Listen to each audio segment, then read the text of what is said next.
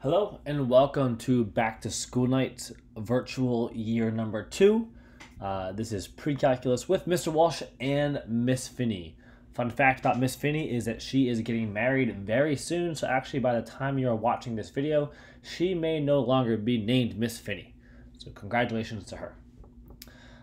Tonight I would like to tell you a little bit about myself, Mr. Walsh, that's me, and the class pre-calculus that your child is taking this year. I am in my 7th year here at PHS, and in those 7 years I am and still am the boys assistant soccer coach and also the math team coach for the last 6 years.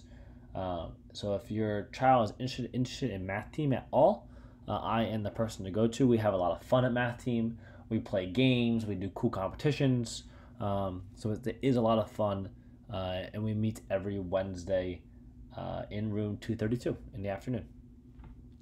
I got a bachelor's degree in mathematics and education from Rider University, and I have my master's degree in educational leadership.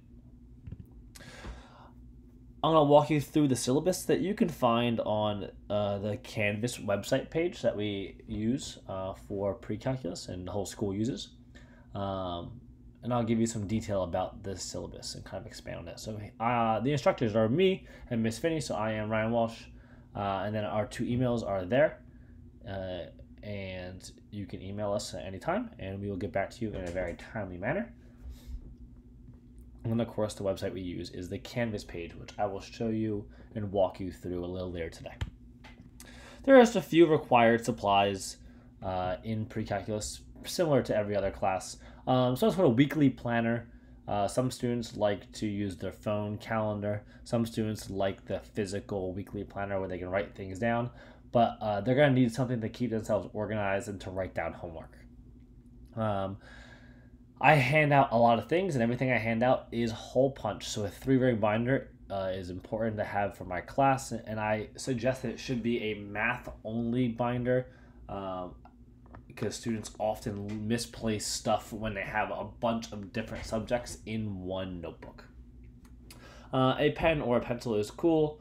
I kind of prefer pencil because it's math and it's easier to correct mistakes with a pencil, but I know a lot of students prefer pen. As long as I can read it and it's not too messy, I'm cool with it. But if I cannot read it, I will not grade it. And I also suggest getting a 2-pocket folder. The only thing that will not be hole punched are graded assignments, like assessments. So when I return them back to the student, they can put them in this 2-pocket folder and have them when they're studying for a bigger assessment, maybe a cumulative test or something like that. And last but not least, every student got a laptop from Princeton High School, and they should bring it to class every day. We use a lot of Desmos in this class. Desmos is a great online tool, and I am a self-proclaimed Desmos master, so I love using it. So the students are going to need the laptops for that, but they'll also need it for Canvas. There'll be activities, do nows, exit tickets, things like that will be on Canvas that will be doing in class. So they should bring their laptop every single day. The rules in classroom conduct in my classroom are very simple. It looks complicated, but really just be a good person. Respect all the interactions that happen in the classroom. Be respectful to classmates, to teachers, to aides, to anyone who walks into the building. Be respectful to. Be on time. The students will have an activity to complete, a do now, as soon as they walk into the classroom. The do now could be as simple as get with a partner, or it could be open up your laptop, or it could be take out your homework from last night. But there's going to be always something for them to do to get the class started. So as they walk in, they should look at the board, and that will help them be prepared for class. And then last but not least, put in their best effort. That's all I can ask from anybody, is that they're putting in their best effort. Not every student loves math, and I know it comes easier to some students than others. So as long as they're putting in their best effort, I can work with effort. I certainly can. The grading policy. There are 4 contributing factors to success in math. There's the watch, the do, the confer, and the assess. And that's how the grading is based on. It's based on 5 categories because the assessment category is broken up into 2 sections, formative and summative. So I'm going to walk you through what could be in each of these categories. The watch section is 10% of the student's grade.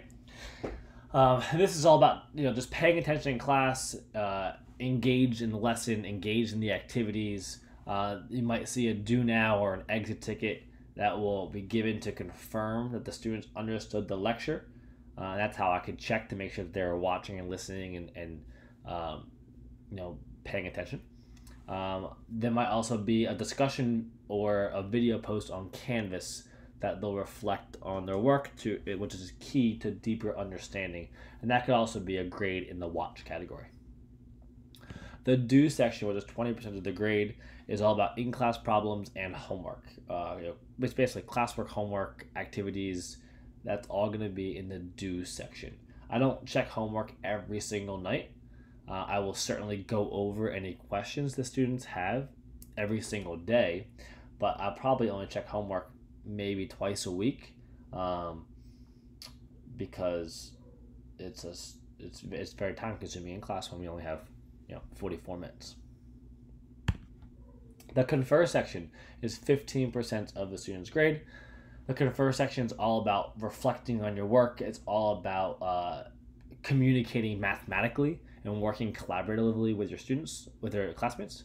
So some sort of grades that you might see in this class would be one-on-one meetings that I could have with each student. For a couple minutes, I try to have a one-on-one meeting to be able to ask the student questions and have them communicate mathematically to me. Also in this section, you might see test correction. So a student will be given a graded test back to them. They will have to write down their thought process for the questions that they got wrong and then fix the questions that they got wrong. And that will be part, and then they'll hand it to me, and that will be part of their confer grade. Assessments. There are 2 types of assessments, formative and summative. The formative assessment is 25% of the student's grade. The summative is 30%. So formative are usually just smaller assessments like mini quizzes or smaller quizzes, but like big quizzes and chapter tests and big summative projects, those will be in the summative grade. But they're all assessments. So sometimes I'll collect some classwork and I'll grade it as a formative assessment. And yeah, there's various types of assessments. The late work policy. All work is subject to a late penalty. I do accept work up to the day of the summative assessment. So for example, if a student, or if we're in chapter 1 and a student missed a couple of homeworks in chapter 1, if they complete those homeworks before the chapter 1 assessment and they show me those homeworks, I will mark it down as partial credit. But once the summative assessment occurs, I will no longer accept homework from that unit. Okay, so homework, classwork, things like that. It's important for students to learn before the summative assessment, and the way to learn is by practice and doing the problems and doing the activities. But I also understand that some students have busy lives, so I think it's important for me to accept the work for some credit up to the day of the summative assessment.